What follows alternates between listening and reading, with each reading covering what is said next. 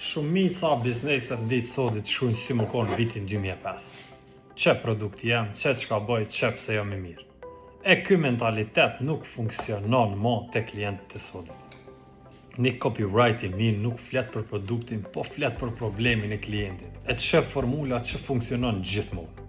Identifiko problemin, sepse njerëzit reagojnë veç kur preket dhimbja e tyre. Trego përfitimin e zgjidhjes, jo veç ç'a bën produkti, po çysh ja ndryshon jetën. Spjego pse zgjidhjet e deri tanishme të tyre kanë dështu. Kjo tregon besim dhe autoritet. E tek në fund e prezanton produktin si mjet logjik që i nxjerr nga problemi. Ky është dallimi mes copyrightit që shet e atij që ekziston. Nëse do diçka me shit, mos fillo me ç'ka është produkti jam. Fillo me ç'pse po të ndodh problemi e ç'ysh me zgjidh ato. Shumë e thjeshtë.